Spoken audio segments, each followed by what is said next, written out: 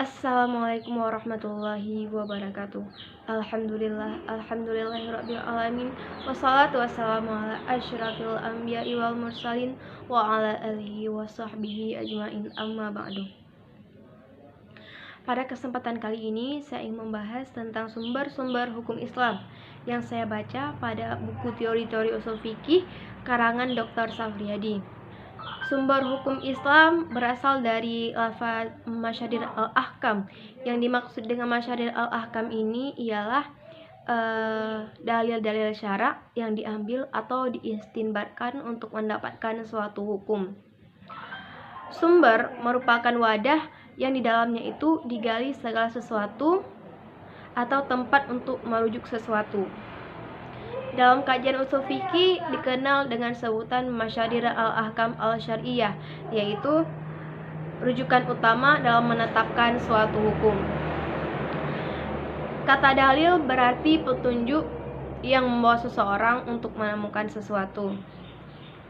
Sumber hukum Islam ada dua, yang disepakati oleh ulama atau muktafak, dan yang masih diperselisihkan oleh ulama atau yang lebih dikenal dengan mukhtalaf. Yang akan saya jelaskan di sini yaitu sumber hukum Islam yang disepakati oleh ulama, yaitu ada 3. Yang pertama Al-Quran, yang kedua hadis, dan yang ketiga ijma'. Al-Quran. Arti kata Al-Quran ini secara terminologis ditemukan dalam rumusan beberapa definisi antara lain. 1. Menurut Khudari Bek, Al-Quran ialah kalamullah yang diturunkan kepada Nabi Muhammad SAW dalam bahasa Arab yang dinukilkan kepada generasi sesudahnya secara mutawatir. Membacanya merupakan pahala, tertulis dalam mushaf dimulai dari surah Al-Fatihah dan diakhiri dengan surat An-Nas. Yang kedua, menurut Abu Musa al-Ansyari, Al-Quran ialah kalamullah yang diturunkan Allah kepada Nabi Muhammad SAW yang dapat menjadi ibadah bagi siapa saja yang membacanya dan menjadi mukjizat dengan kadar 1 surat dalam Al-Quran. Dengan menganalisis unsur-unsur tersebut, setiap definisi tentang Al-Quran dapat disimpulkan bahwa Al-Quran yaitu lafaz berbahasa Arab yang diturunkan kepada Nabi Muhammad SAW secara mutawatir dan menjadi ibadah bagi siapa saja yang membacanya.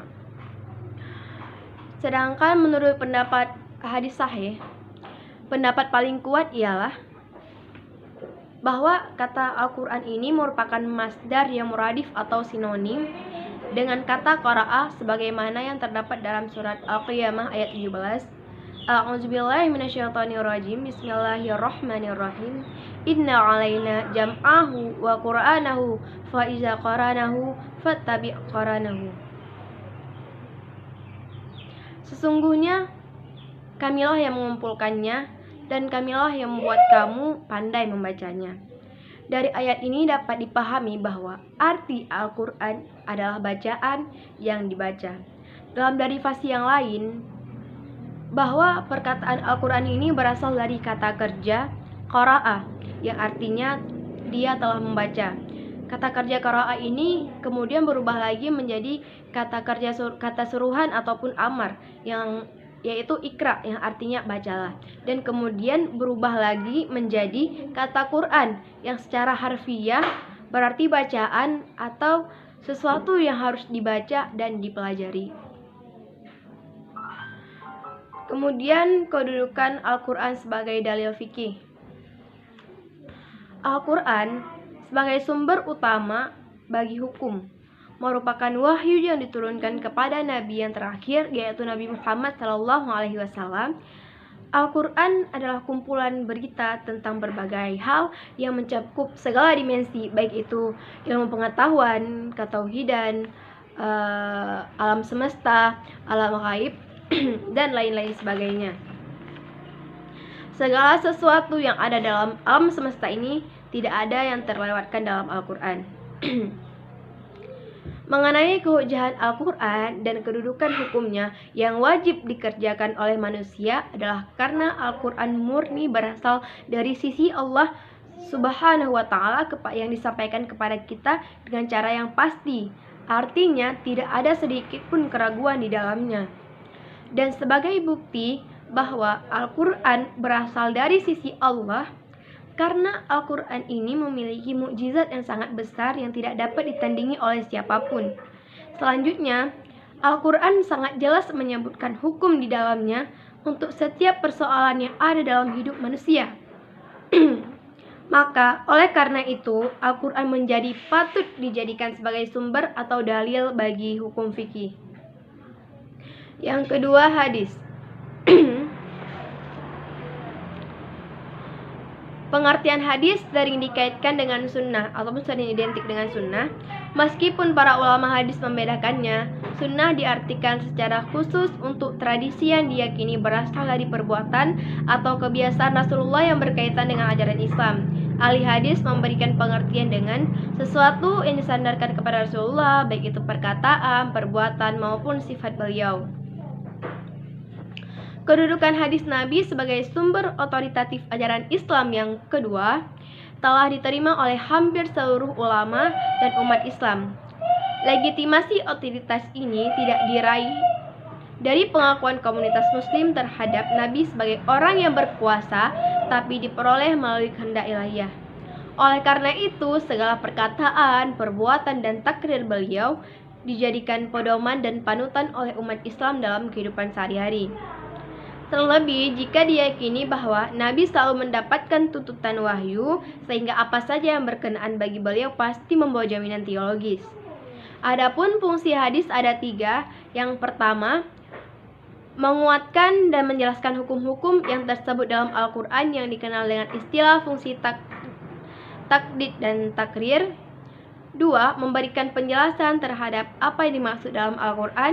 Dan yang ketiga, menetapkan sesuatu hukum dalam hadis yang secara jelas tidak ada dalam Al-Quran. Yang selanjutnya ada ijma'. Ijma' merupakan salah satu dalil syara' yang memiliki tingkat kekuatan argumentatif setingkat di bawah dalil-dalil nas Al-Quran dan hadis. Ia merupakan dalil pertama setelah Al-Quran dan hadis yang dapat dijadikan pedoman dalam menggali hukum-hukum syara'. Ijma' merupakan suatu kesepakatan para mujtahid dan Muhammad setelah ia wafat terhadap suatu masalah. Ijma' ditinjau dari segi bahasa berarti sepakat, setuju, sependapat, dan berniat. Adapun menurut istilah para ulama berbeda-beda pendapat tentang definisi ijma', antara lain 1. Kesepakatan semua mujtahid dari umat Muhammad dalam suatu masa terhadap hukum syara' setelah ia wafat. Dan yang kedua, ijma' ialah suatu kesepakatan para mujtahid umat Muhammad setelah ia wafat terhadap suatu masalah.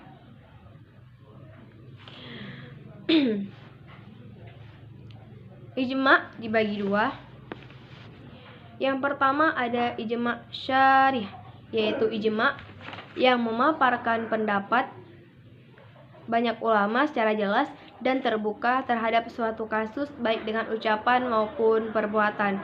Kemudian salah satu pendapat dari mereka disepakati bersama. Yang kedua, ijma' sukuti, yaitu sebagian mujtahid mengeluarkan pendapat atau sebagian yang lain diam, sedang diamnya itu tidak menunjukkan setuju ataupun tidak. Ijma' sukuti bersifat zan dan tidak mengikat. Contoh ijma'. Di sini ada 3 contoh ijma'. Yang pertama, haramnya pernikahan antara wanita muslim dengan laki-laki non-muslim.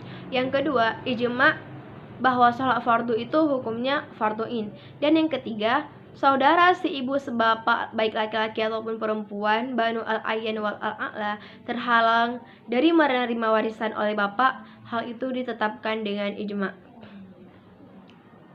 Sedangkan kehujahan ijma', jumhur ulama berpendapat bahwa ijma' ini adalah merupakan hujjah yang wajib diamalkan karena merupakan sumber hukum ketiga setelah Al-Quran dan hadis.